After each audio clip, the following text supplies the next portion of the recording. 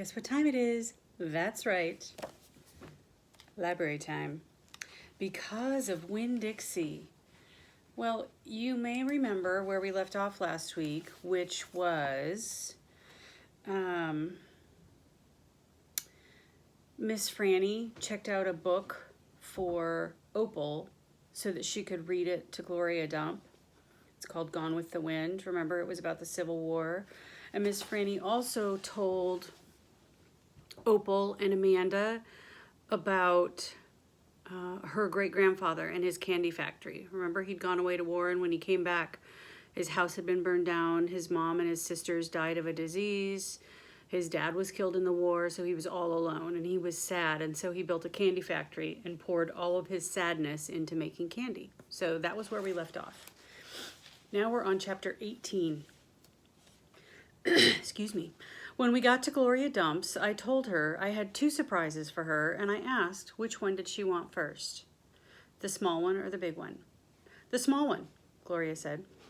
I handed her the litmus lozenge, and she moved it around in her hands, feeling it, because remember, she's blind. She can't see. Candy? She asked.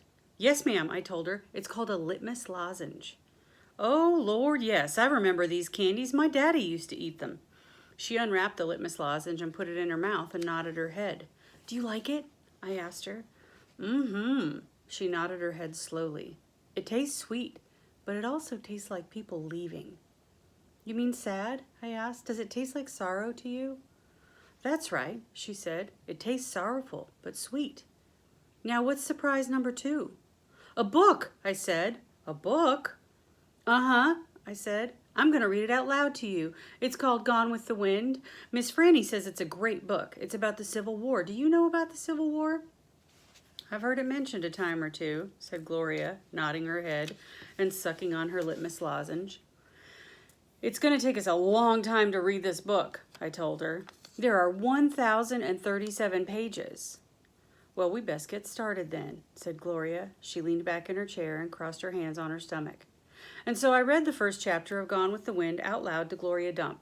I read it out loud enough to keep her ghosts away. And Gloria listened to it good, and when I was done, she said it was the best surprise she had ever had, and she couldn't wait to hear chapter 2. That night, I gave the preacher his litmus lozenge right before he kissed me goodnight. What's this? He asked. It's some candy that Miss Franny's great-grandfather invented. It's called the litmus lozenge. The preacher unwrapped it and put it in his mouth, and after a minute, he started rubbing his nose and nodding his head. Do you like it? I asked him. It has a peculiar flavor. Root beer? I asked. Something else. Strawberry. That too, but there's still something else. It's odd. I could see the preacher getting further and further away. He was hunching up his shoulders and lowering his chin and getting ready to pull his turtle head inside his shell. It almost tastes like melancholy, he said. Melancholy? What's that? Sad, said the preacher. He rubbed his nose some more. It makes me think of your mother. Winn Dixie sniffed at the candy wrapper in the preacher's hand. It tastes sad, he said, and sighed. Must be a bad batch. No, I told him. I sat up in bed. That's the way it's supposed to taste. Litmus came back from the war and his whole family was dead. His daddy died fighting and his mama and his sisters died from a disease and the Yankees burned down his house. And Litmus was sad, very sad, and what he wanted more than anything in the world was something sweet. So he built a candy factory and made litmus lozenges and he put all the sad he was feeling into the candy. My goodness, said the preacher. Winn Dixie snuffed the candy wrapper out of the preacher's hand and started chewing on it. Give me that, I said to Winn Dixie, but he wouldn't give it up. I had to reach inside his mouth and pull it out. You can't eat candy wrappers, I told him. The preacher cleared his throat. I thought he was going to say something important, maybe tell me another thing that he remembered about my mama. But what he said was, Opal, I had a talk with Mrs. Dewberry the other day. She said that Stevie says that you called him a bald-headed baby. It's true, I said. I did. But he calls Gloria Dump a witch all the time, and he calls Otis retarded. And once he even said that his mama said I shouldn't spend all my time with old ladies. That's what he said. I think you should apologize, said the preacher. Me? I said. Yes, he said, you. You tell Stevie you're sorry if you said anything that hurt his feelings. I'm sure he just wants to be your friend. I don't think so, I told him. I do not think he wants to be my friend. Some people have a strange way of going about making friends, he said. You apologize. Yes, sir, I said. And then I remembered Carson. Daddy, I said, do you know anything about Amanda Wilkinson? What kind of thing? Do you know something about her and somebody named Carson? Carson was her brother. He drowned last year. He's dead? Yes, said the preacher. His family is still suffering a great deal. How old was he? 5, said the preacher. He was only 5 years old. Daddy, I said, how could you not tell me about something like that? Other people's tragedies should not be the subject of idle conversation. There was no reason for me to tell you. It's just that I needed to know, I said, because it helps explain Amanda. No wonder she's so pinch-faced. What's that? Said the preacher. Nothing, I said. Good night, India Opal, the preacher said. He leaned over and kissed me, and I smelled the root beer and the strawberry and the sadness all mixed together on his breath. He patted Winn Dixie on the head and got up and turned off the light and closed the door. I didn't go to sleep right away. I lay there and thought about how life was like a litmus lozenge, how the sweet and sad were all mixed up together, and how hard it was to separate them out. It was confusing. Daddy, I shouted. After a minute, he opened the door and raised his eyebrows at me. What was the word you said, the word that meant sad? Melancholy, he replied. Melancholy, I repeated. I liked the way it sounded. There was music hidden somewhere inside it. Good night now, the preacher said. Good night, I told him back. I got up out of bed and unwrapped a litmus lozenge and sucked on it hard and thought about my mama leaving me. That was a melancholy feeling. And then I thought about Amanda and Carson, and that made me feel melancholy too. Poor Amanda and poor Carson. He was the same age as Sweetie Pie, but he would never get to have his 6th birthday party. Chapter 19. In the morning, me and Winn Dixie went down to sweep the pet store, and I took a litmus lozenge for Otis. Is it Halloween? Otis asked when I handed him the candy. No, I said. Why? Well, you're giving me candy. It's just a gift, I told him, for today. Oh, said Otis. He unwrapped the litmus lozenge and put it in his mouth, and after a minute, tears started rolling down his face. Thank you, he said. Do you like it? I asked him. He nodded his head. It tastes good, but it also tastes a little bit like being in jail. Gertrude! Gertrude squawked. She picked up the litmus lozenge wrapper in her beak and then dropped it and looked around. Gertrude! She screamed again. You can't have any, I told her. It's not for birds. Then, real quick, before I lost my nerve, I said, Otis, what were you in jail for? Are you a murderer? No, ma'am, he said. Are you a burglar? No, ma'am, Otis said again. He sucked on his candy and stared down at his pointy-toed boots. You don't have to tell me, I said. I was just wondering.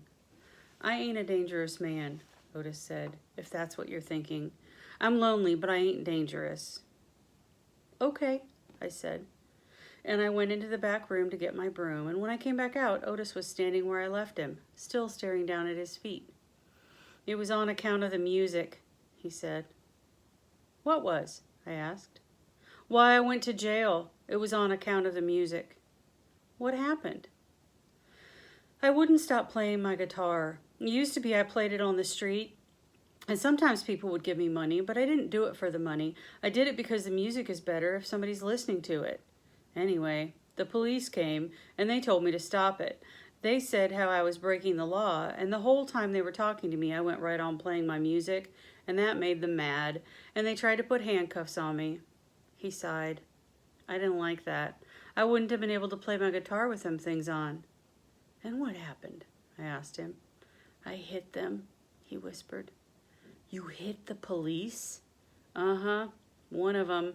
I knocked him out, and then I went to jail.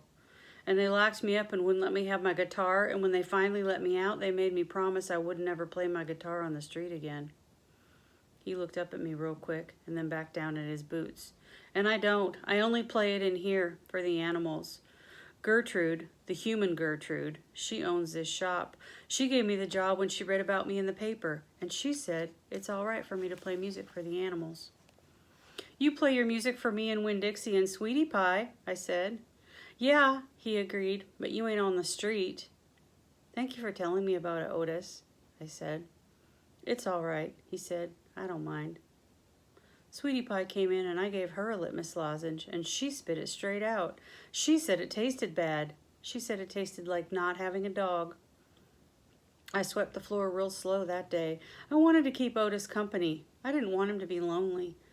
Sometimes it seemed like everybody in the world was lonely. I thought about my mama. Thinking about her was the same as the hole you keep on feeling with your tongue after you lose a tooth. Time after time, my mind kept going to that empty spot, the spot where I felt like she should be. Chapter 20. When I told Gloria Dump about Otis and how he got arrested, she laughed so hard she had to grab a hold of her false teeth so they wouldn't fall right out her mouth. Whoo-wee, she said when she was finally done laughing. That sure is some dangerous criminal. He's a lonely man, I told her. He just wanted to play his music for somebody. Gloria wiped her eyes with the hem of her dress. I know it, sugar, she said, but sometimes things are so sad they get to be funny. You know what else I said? Still thinking about sad things. That girl I told you about, the pinch-faced one, Amanda? Well, her brother drowned last year, and he was only 5 years old, the same age as Sweetie Pie Thomas. Gloria stopped smiling. She nodded her head. I remember hearing about that, she said. I remember hearing about a little drowned boy. So that's why Amanda is so pinch-faced, I said. She misses her brother. Most likely, Gloria agreed.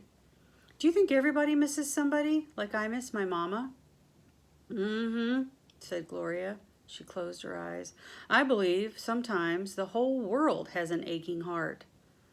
I couldn't stand to think about sad things that couldn't be helped anymore. So I said, do you want to hear some more Gone with the Wind? Yes, indeed, Gloria said. I've been looking forward to it all day. Let's see what Miss Scarlett is up to now. I opened up Gone with the Wind and started to read. But the whole time I was thinking about Otis, worrying about him not being allowed to play his guitar for people. In the book, Scarlett was looking forward to going to a big barbecue where there was going to be music and food. And that's where I got an idea. That's what we need to do, I said. I slammed the book shut. Winn Dixie's head shot up from underneath Gloria's chair, and he looked around all nervous. Huh? Said Gloria Dump. Have a party, I told her. We need to have a party and invite Miss Franny Block and the preacher and Otis can play his guitar for everybody. Sweetie Pie can come too. She listens to his music real good. We who? Gloria asked. We, me and you. We can make some food and have the party right here in your yard. Said Gloria Dump. We can make peanut butter sandwiches and cut them up in triangles to make them look fancy. Lord, said Gloria Dump, I don't know if the whole world likes peanut butter as much as you and me and this dog. Okay then, I said. We could make egg salad sandwiches. Adults like those. You know how to make egg salad? No, ma'am, I said. I don't have a mama around to teach me things like that, but I'll bet you know. I'll bet you could teach me, please. Maybe, said Gloria Dump. She put her hand on Winn Dixie's head. She smiled at me. I knew she was telling me yes.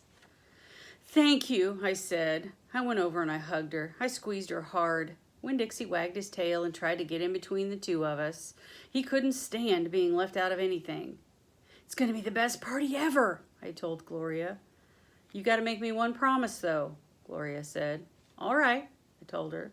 You've got to invite them Dewberry boys. Dunlap and Stevie? No party unless you invite them.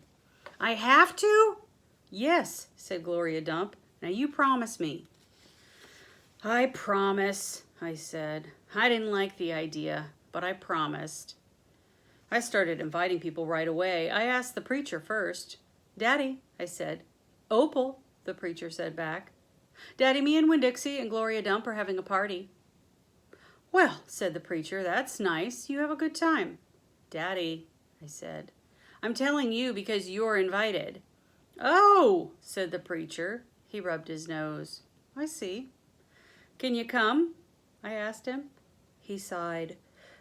I don't see why not, he said. Miss Franny Block took to the idea right away.